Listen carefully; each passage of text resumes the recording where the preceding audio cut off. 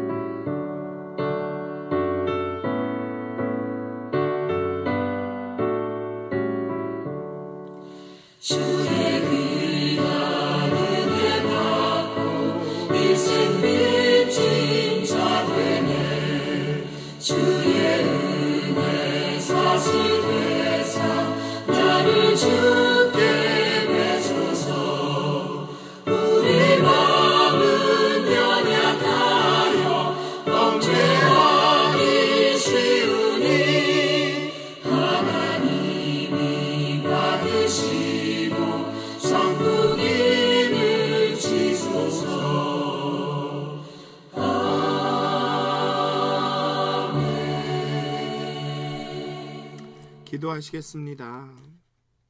하나님, 정말 우리가 대림절을 시작합니다.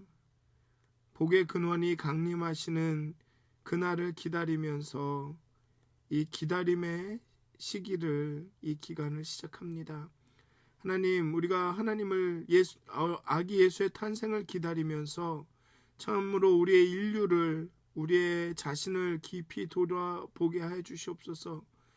왜 예수님이, 어린 아기가 그 빛이 세상에 와야만 했는지를 잘 돌아보게 하시고, 또한 그 예수님의 탄생을 기다리면서 또 소망에 넘치게 해 주시옵소서.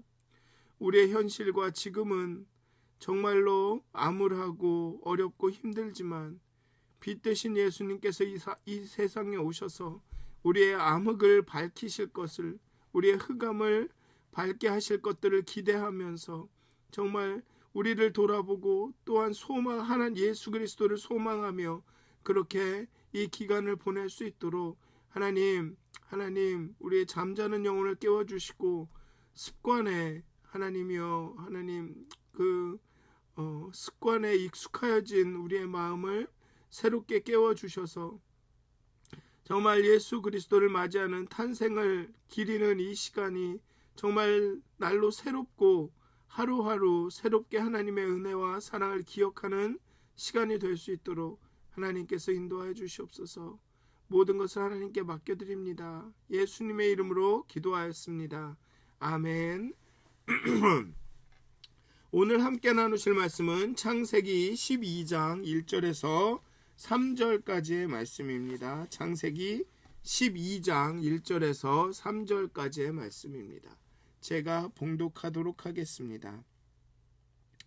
여호와께서 아브라함에게 이르시되 너는 너의 고향과 친척과 아비의 집을 떠나 내가 내게 보여줄 땅으로 가라. 내가 너로 큰 민족을 이루고 내게 복을 주어 내 이름을 창대하게 하리니 너는 복이 될지라. 너를 축복하는 자에게는 내가 복을 내리고 너를 저주하는 자에게는 내가 저주하리니 땅의 모든 족속이 너로 말미암아 복을 얻을 것이라 하신지라. 아멘. 오늘의 본문은 12장은 지금까지 창세기 이야기의 진행 중에서 하나의 이 전환점을 마련하는 그런 시점입니다. 즉 새로운 시작을 알리는 시점이 됩니다. 11장까지 인류는 3번의 심판을 받습니다. 인류는 구체적으로 말하면 아담과 하와는 하나님의 에덴 동산에서 쫓겨났습니다. 그리고 이후에 홍수에 의해서 노아 가족과 동물들을 제외한 모든 인류는 지구상에서 사라집니다. 또 그 이후에도 바벨탑을 쌓다가 그들의 언어가 이렇게 다양하게 나누어지죠. 또 그 과정을 3번의 심판의 과정을 통해서 5 종류의 저주가 나옵니다. 뱀이 저주를 받고 여인의 대적이 됩니다. 땅이 저주를 받아서 밭을 갈고 일하지 않으면 소산을 거둘 수 없게 됩니다. 가인은 땅이 황폐하여지고 유리하는 신세가 되는 그러한 저주를 받습니다. 또 언어의 분리는 나라들 간의 오해와 분쟁을 불러일으킵니다. 이렇게 저주를 받죠. 물론 그 가운데 하나님의 축복이 있기는 했지만 대체로 11장까지에 나오는 창세기의 내용은 인류가 축복을 받았는데 불순종하고 자신이 교만하여서 높아지려 하다가 책망을 듣고 그래서 저주를 받는 이런 내용들이 쭉 나타납니다. 대체로 이 하나님의 불편한 심기가 이렇게 쭉 나오죠. 그리고 이런 하나님의 불편한 심기는 인류 안에 두려움과 불확실성을 증가하게 만들었습니다. 세상은 또 심판받을지도 모른다는 두려움으로 살아가게 되죠. 어떤 일을 하면서 두려움이 있습니다. 하지만 그 두려움은 곧 잊혀지죠. 저주를 받고 심판을 받은 다음에는 바로 다음에는 또 하나님한테 혼날지도 몰라라는 두려움으로 살아가지만 그 두려움은 금방 사라집니다. 그리고 또 하나님은 다시는 노아의 때처럼 심판하시지 않겠다고 하셨기 때문에 세상은 하나님을 떠나 우상을 섬기고 범죄가 가득한 상태로 돌아갑니다. 그래서 3번씩이나 반복되는 심판과 5가지의 이런 저주들이 지금까지도 그 인류 깊숙이 내려오는 그러한 저주들이 생겨나게 된 것이죠. 그렇다고 하나님이 인류를 포기하신 것은 아닙니다. 하나님의 시선은 늘 인류, 자신이 창조하신 창조 세계에 향하고 있었습니다. 그리고 오늘 본문처럼 한 사람을 통해서 하나님의 재창조의 역사를 시작하십니다. 홍수의 심판 때처럼 싹 쓸어버리는 것이 아니라 그렇게 하시지 않는다고 했으니까 한 사람을 통해 그를 통해서 그 나라를, 땅과 나라의 축복을 주셔서 정말 하나님이 다스리시고 통치하시는 나라로 이 세계를 바꾸실 생각을, 다시 창조하실 그 계획을 이제 시작하시는 것이죠. 하나님과 인류 사이에 놓인 불순종과 불신이라는 깊은 계곡에 이제 다리를 놓는 작업이 다시 시작됩니다. 그리고 이 작업은 기존 질서나 믿음의 체계에서는 시작될 수가 없는 일입니다. 기존의 문화적 배경이거나 기존의 어떤 세계관으로는 이루어질 수 있는 일이 아니죠. 그래서 하나님은 자신이 택한 아브라함에게 고향과 친척과 아버지의 집을 떠나 내가 네게 보여줄 땅으로 가라라고 명령하십니다. 당시 씨족, 부족 사회를 이루던 문화로는 절대 상상할 수 없는 일이죠. 가족과 고향과 친척과 아버지의 집을 떠나서 이제 어디로 간다라는 것은, 즉 그 씨족과 부족 사회를 떠나 자기만의 무언가를 만들고 살아간다라는 것은 그때 당시의 문화로는 상상이 어려운 일입니다. 즉 요즘 예전 말로 하면, 우리 한국적인 말로 하면 호적을 파가지고 나가는 거죠. 이거는 부모에게 아주 불효가 되는 것입니다. 한국적인 개념으로 볼 땐. 그렇지만 아브라함은 하나님의 그 명령에 순종합니다. 왜냐하면 앞에서 말씀드린 대로 이 새 재창조의 시작은 기존의 질서나 믿음의 체계에서는 시작할 수 없기 때문에 그렇습니다. 왜냐하면 완전히 새로운 것이기 때문에. 그래서 아브라함이 갈 바를 알지 못하고 하나님의 명령을 따랐다고 합니다. 기존의 믿음 체계와 기존의 질서로는 알 수 없는 것이기 때문에 갈 바를 알지 못하고, 왜냐하면 아브라함이 알 수 있고 갈 바를 이해할 수 있다는 것은 이미 기존의 질서와 기존의 믿음 체계와 어느 정도는 유사하거나 이해할 수 있는 부분이 있기 때문에 갈 바를 알 수 있는 거죠. 근데 아브라함은 갈 바를 알지 못하고 나갔다는 얘기는 이제 하나님께서 아브라함을 통해서 이루실 역사와 그 일들은 기존의 질서나 믿음 체계나 기존의 문화적인 소양으로는 알 수 없는, 이해할 수 없는 것들이었다는 것입니다. 아주 근본적으로, 본질적으로 다른 것이었다라는 것을 알려주는 것입니다. 아브라함은 믿음으로 알지 못하는 것과 아는 것을 바꾼 것입니다. 익숙한 것과 익숙하지 않은 것을 바꾸었습니다. 알지 못하고 익숙하지 않은 것을 따라가기 위해서 알고 있는 것과 익숙한 것을 버린 것입니다. 하나님의 새 창조에는 아는 것을 떠나 알지 못하는 것으로 향하는 믿음의 도약이 필요합니다. 이런 믿음의 도약이 필요합니다. 익숙한 삶의 울타리, 모든 재산이라든가 가족과의 관계로부터 과감히 아브라함은 단절해야 했습니다. 왜냐하면 자신들이 갖고 있는 그러한 이해로는 이해할 수 없는 일이기 때문에.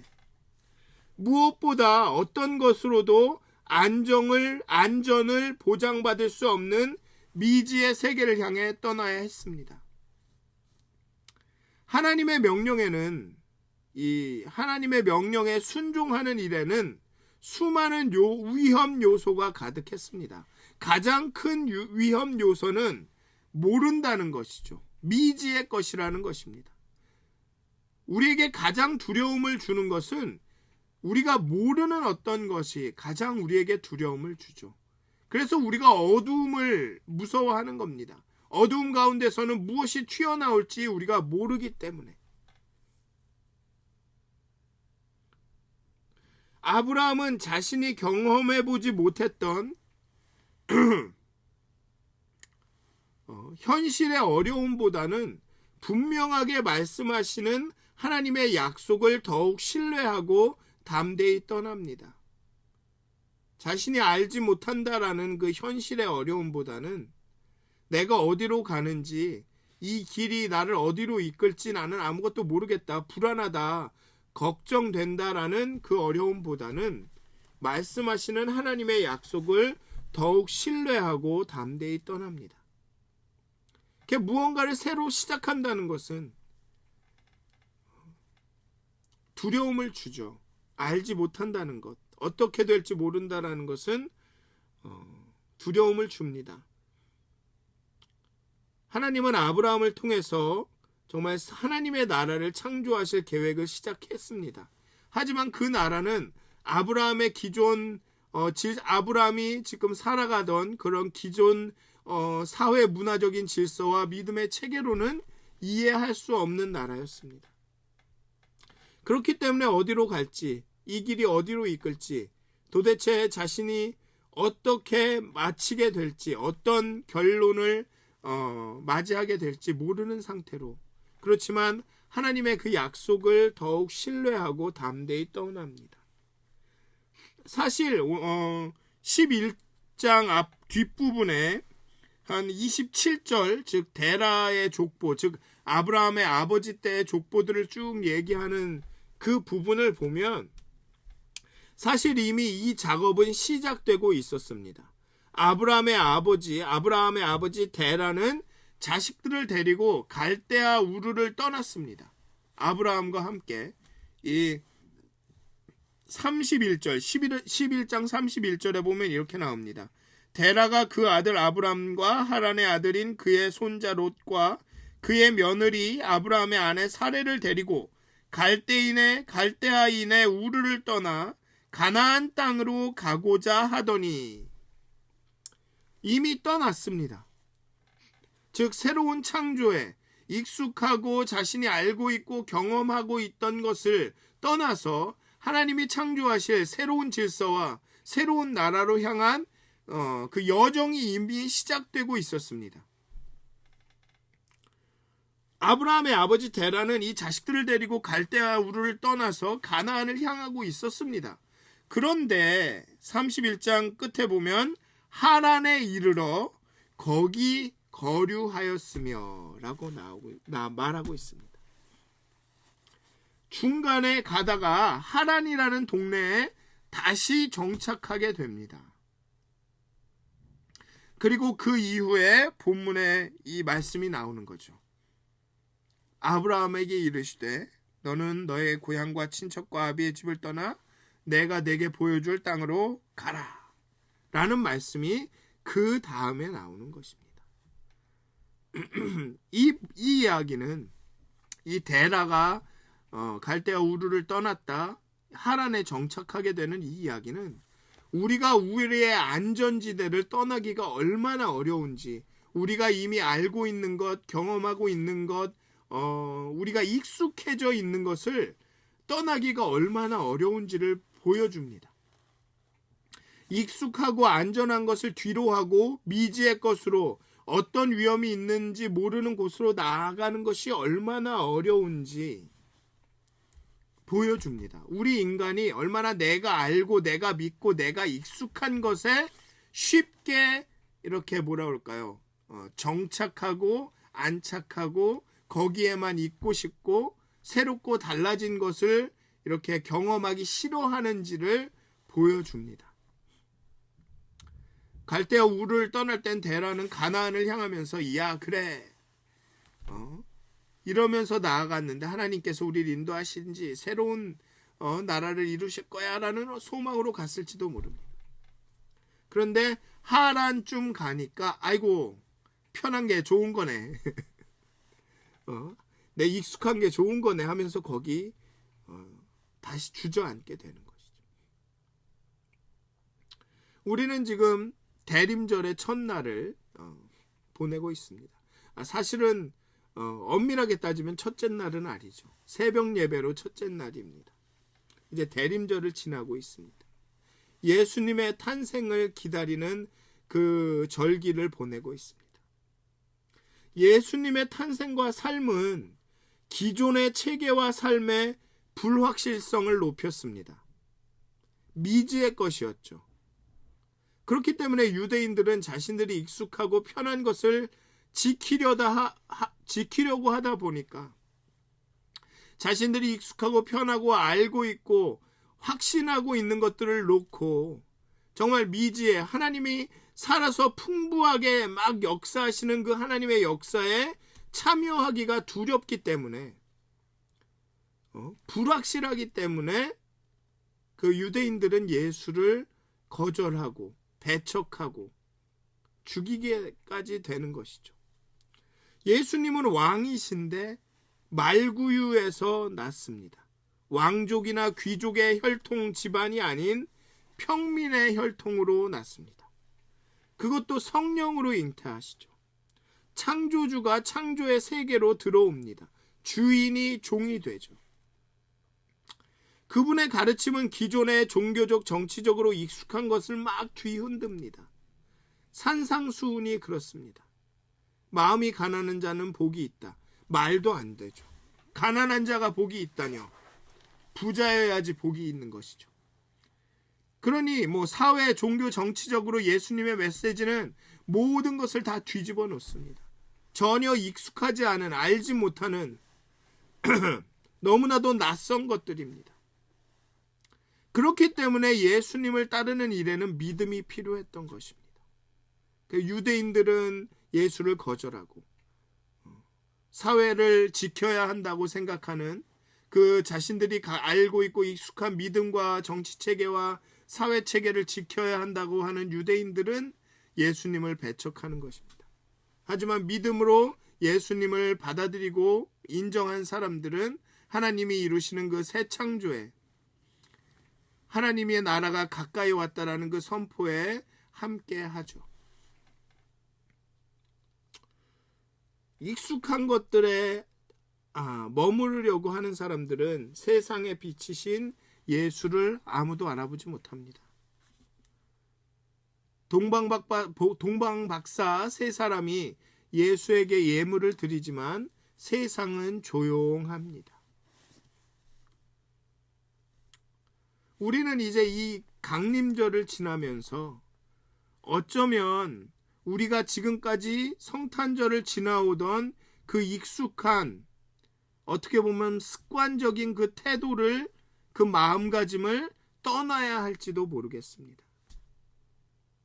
성탄절에는 그냥 이렇게 지나가는 거지, 그냥 예수님이 오시는 거야 라고 이렇게 약간 매너리즘 같이 갖고 있던, 그 익숙해졌던 이 절기를 행하는 그런 마음가짐을 떠나야 할지도 모릅니다. 그냥 과거에 있었던 일을 그냥 기억하는 정도로 생각했던, 그냥 기념하는 정도로 생각했던, 그냥 우리가 익숙한 대로 해왔던 그런 모습과 마음을 떠나야 할지도 모릅니다.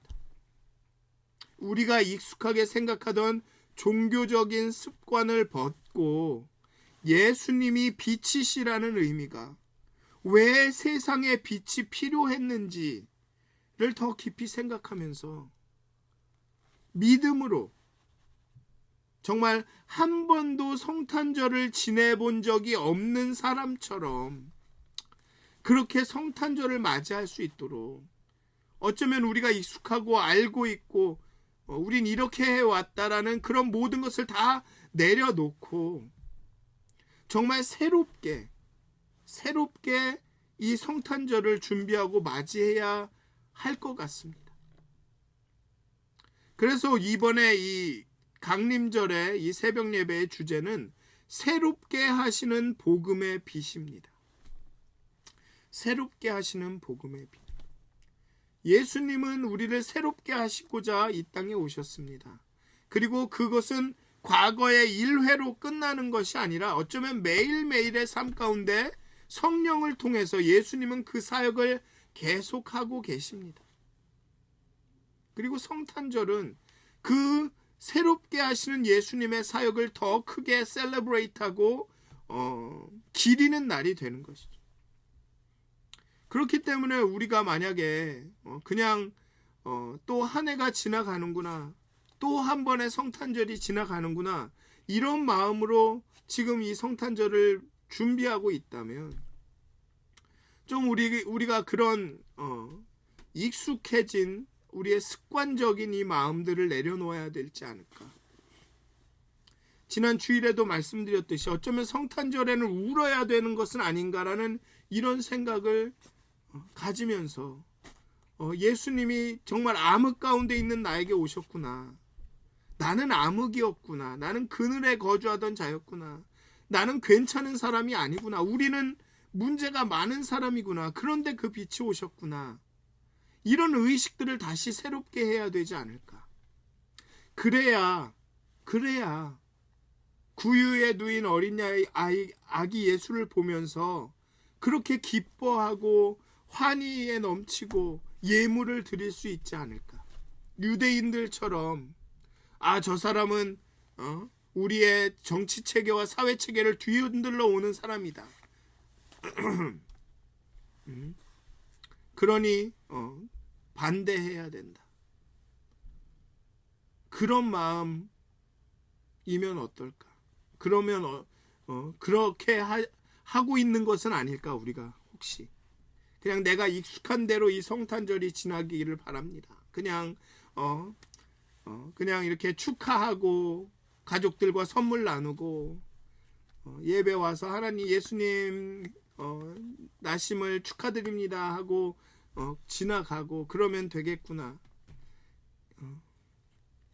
이런 마음은 아닌지 우리가 좀 우리 스스로를 점검해야 되지 않을까 싶습니다. 과연 우리가 이 익숙한 오랜 신앙생활동에 이 익숙해진 너무나도 잘 알고 있는 이 절기를 지날 때 정말 아브라함처럼 익숙한 것을 떠나는 그런 믿음의 도약이 필요하지 않은가, 그런 생각을 해봅니다. 그리고 여러분들, 저뿐만 아니라 우리 모두가 이 대림절을 지나면서 정말 다시금 우리의 믿음을 새롭게 하는 그 익숙하고 우리가 편하고 잘 알고 있는 것을 좀 떠나는 작업들이 있었으면 좋겠습니다. 어쩌면 지난 주일에 제가 크리스마스에는, 성탄절에는 울어야 되지 않겠습니까? 라고 말한 것을 듣고 좀 기분이 상하신 분이 있을 수도 있습니다. 대림절이 기쁘고 행복하고 즐거워야지 왜 울어? 이러면서. 하지만 좀 여러분들의 그런 익숙한 것들을 저는 이렇게 뒤틀고 싶습니다. 그런 마음입니다. 그렇게 좀 이 성탄절을 진심으로 예수의 탄생을, 예수의 죽으심을 정말 우리가 그 처음 믿을 때 그때처럼 그렇게 기쁘게 행복하게 맞으시기를, 그런 마음이 있습니다. 사랑하는 믿었은 가족 여러분, 정말 습관적인 믿음에서 벗어납시다. 익숙하고 편하고 내가 알고 있는 것들을 좀 떠납시다.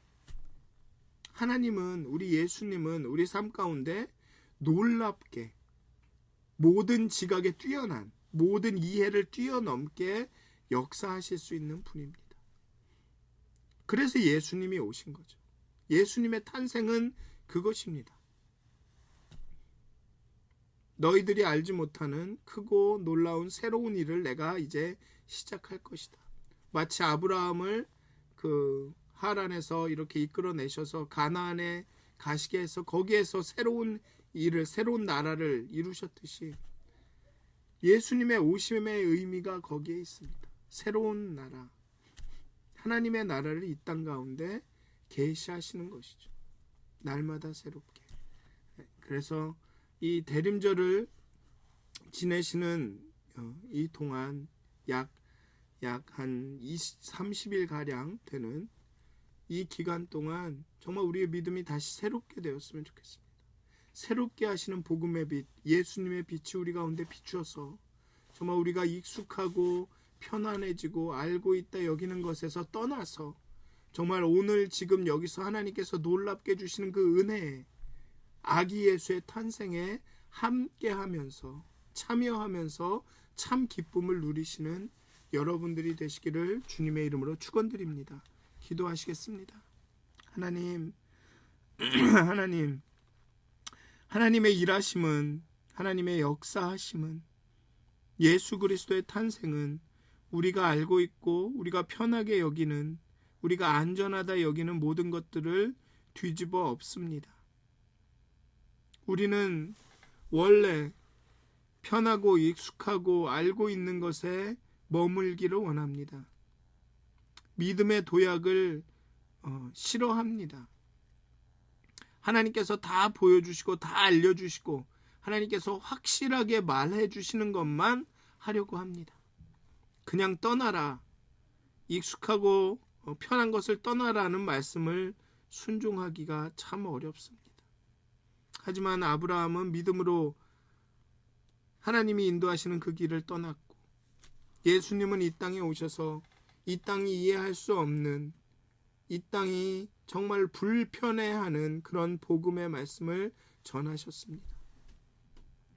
이제 예수님의 나심을 기리며 기다리며 기억하며 기념하는 이 기간 동안에 하나님, 우리 마음에 있는 우리 믿음의 그 익숙하고 편안하고 습관적으로 하던 모든 것들을 들여다보기 원합니다. 하지만 우리의 본성이 너무나 강해서 하나님께서, 예수님께서 도와주셔야 할 수 있습니다. 하나님 성령으로 우리에게 부어주셔서 정말 우리가 모든 우리의 습관적인 행동 하나를 들여다보게 하시고 정말로 참 의미와 참 마음을 담아서 마음과 뜻과 힘과 정성을 다해서 그 모든 행동을, 말들을 할 수 있도록 정말 예수님을 맞이하는 이 대림절, 성탄절 기간 정말 우리 자신을 들여다보며 예수님이 빛으로 오신 것의 의미를 다시금 되새김으로 정말 성탄절을 정말 참 행복으로, 참 기쁨으로 맞이할 수 있도록 하나님 이 대림절 기간 동안 우리의 영혼을 깨워주시옵소서. 우리의 영혼이 살아나게 해주시옵소서. 하나님, 우리의 마음에 붙은 이 딱지들, 이 습관이라는 딱지들을 떼어주셔서 우리의 마음이 말랑말랑하게 하나님을 경험할 수 있도록 하나님 성령을 부어주시옵소서. 우리의 마음을 열어주시옵소서. 감사합니다. 예수님의 이름으로 기도하였습니다. 아멘. 하늘에 계신 우리 아버지여, 이름이 거룩 여김을 받으시오며 나라의 마옵시며 뜻이 하늘에서 이루어진 것 같이 땅에서도 이루어지이다. 오늘 우리에게 일용할 양식을 주옵시고 우리가 우리에게 죄 지은 자를 사하여 준 것 같이 우리의 죄를 사하여 주옵시고 우리를 시험에 들게 하지 마옵시고 다만 악에서 구하옵소서. 나라와 권세와 영광이 아버지께 영원히 싸움나이다. 아멘. 오늘도 행복한 하루, 하나님의 영이 함께 하시는 하루가 되시길 기도합니다.